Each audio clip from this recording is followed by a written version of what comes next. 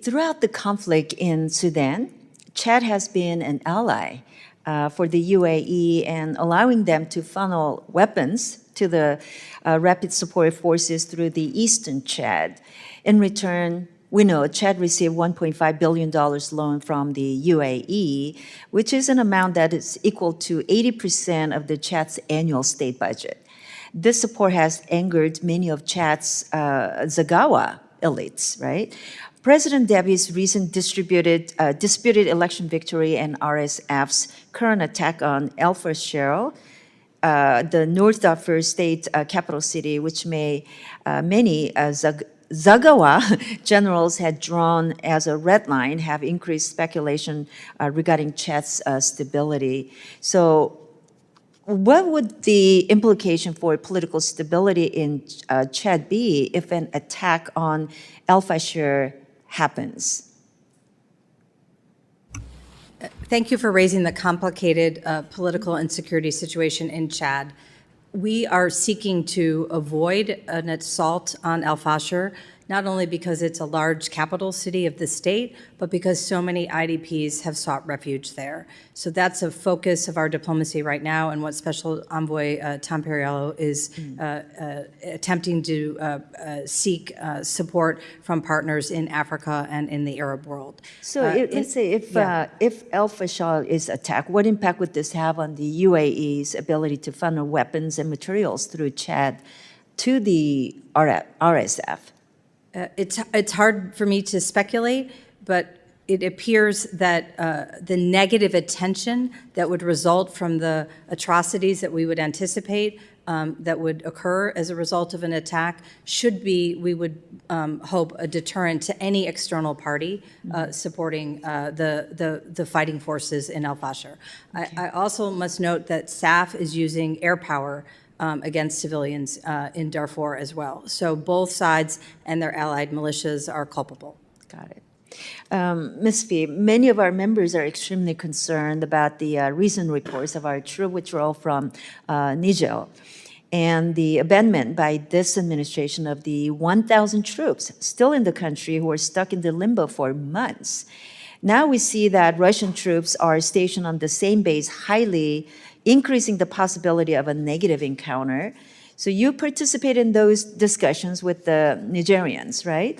What happened in those negotiations that led to that fallout? Thanks for letting me have the opportunity to update you on the facts of the situation. As you noted, I led an interagency mission to Niamey in March, and our task was to determine whether we could identify a mutually acceptable model of security cooperation that respected both sides' interests and priorities. For our part, we shared priorities that included respect for democracy and our respect for our own national security priorities. These priorities, of course, were established by the interagency.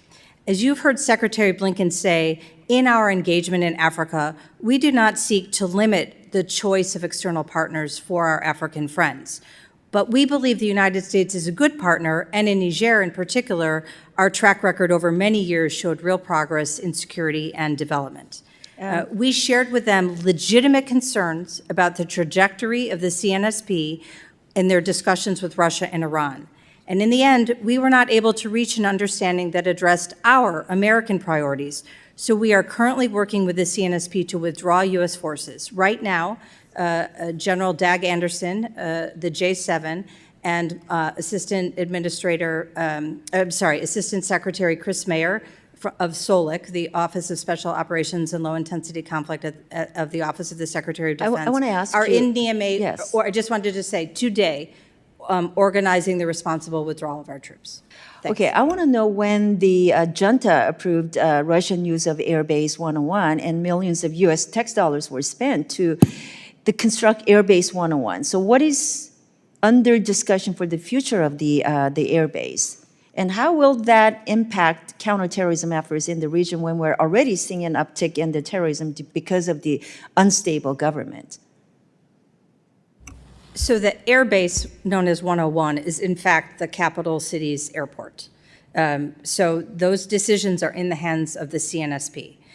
They made clear that they were not interested, they say, in having any foreign troops present, among them the United States, we found that they were not able to address our national security priorities and values in our discussions.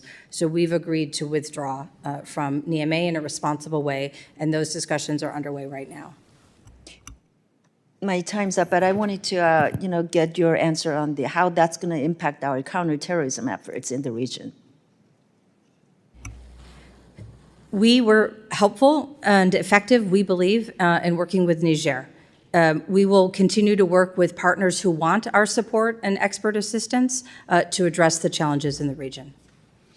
Thank you.